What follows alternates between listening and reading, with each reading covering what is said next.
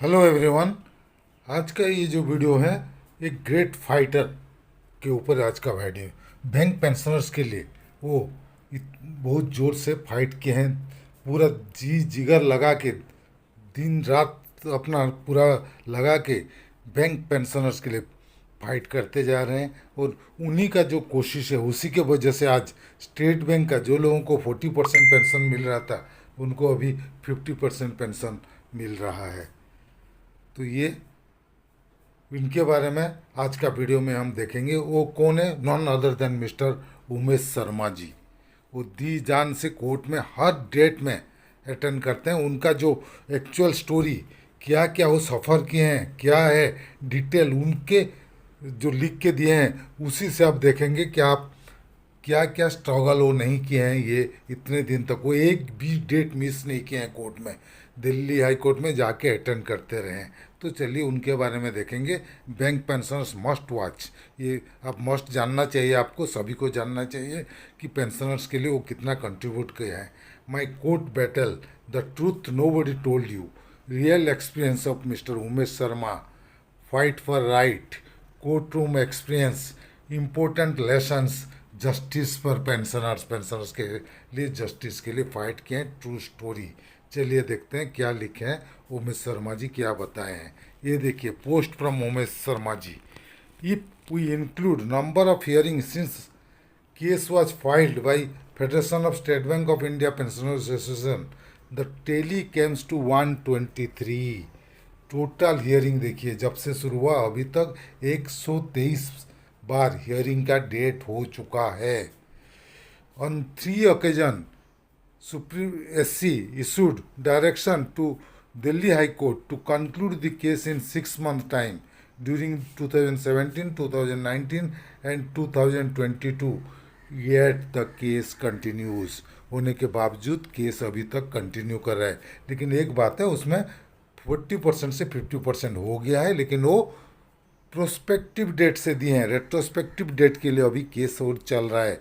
उसके साथ साथ पेंशन अपडेशन का केस भी उमेश शर्मा जी का जो ग्रुप ऑफ पेंशनर्स हैं उसमें इंक्लूडेड है। As per supreme court directive, cases of senior citizen to be heard during morning session and listed as such, but hardly 3-4 times it was complied with। On several occasions kept waiting till 4 p.m. then matter adjourned without hearing।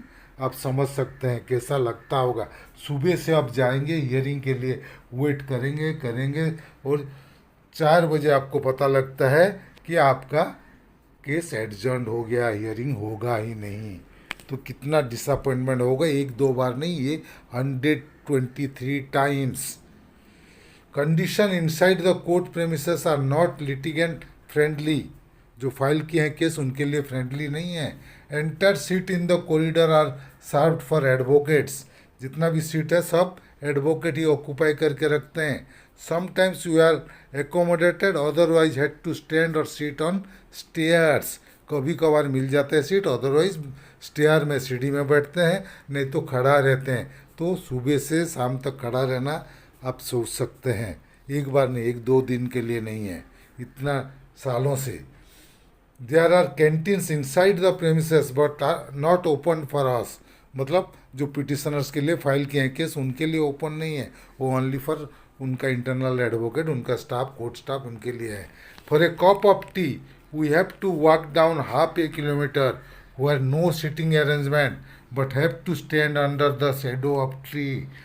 पेड़ के छांव में खड़े होके चाय का चुस्की लेना पड़ता है। उधर बैठने के लिए कोई जगह ही नहीं है। There is no cover area for litigant from entrance to court room. We have to bear hot sun during summer, rains during monsoon and foggy weather during winters. सभी तरफ का वेदर को संभालना पड़ता है। गर्मी के दिन गर्मी झेलना पड़ता है, बारिश के दिन बारिश के अंदर जाना आना करना पड़ता है, मुश्किल होता है। और ठंडा के दिन ठंडा को भी बर्दाश्त करना पड़ता है। फॉगी वेदर में रास्ता में भी जाना आना भी मुश्किल होता है, बहुत टाइम लगता है। आप जानते हैं दिल्ली में फॉग जब होता है कितना ट्रैफिक जाम होता है।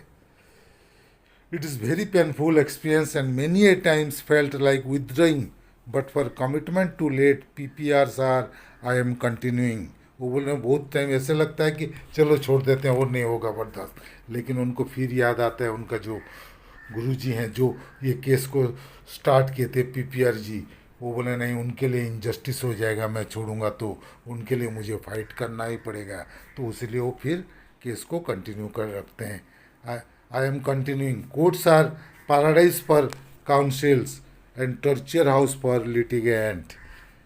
मिस्टर उमेश शर्मा यही मैसेज दिए, तो आपको समझ सकते हैं कितना तकलीफ से वो केस को आगे ले जा रहे हैं, हर फिजिकल फाइनेंशियल हर तकलीफ से, लेकिन वो जब तक के कोर्ट का फाइनल तक नहीं पहुंचेंगे वो छोड़ने वाले नहीं हैं. वो is a great fighter. I salute mister Umesh Sharma जी.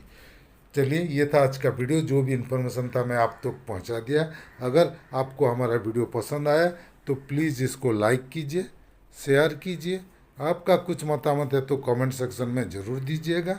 और अगर अभी तक हमारे चैनल को सब्सक्राइब नहीं किए हैं तो प्लीज़ सब्सक्राइब कर दीजिएगा और बेल आइकन को दबाना मत भूलिएगा, ताकि आगे हम जो भी वीडियो बनाएंगे उसका जानकारी आपको मिलते रहेगा. Team Ameya Kumar Mishra, thank you.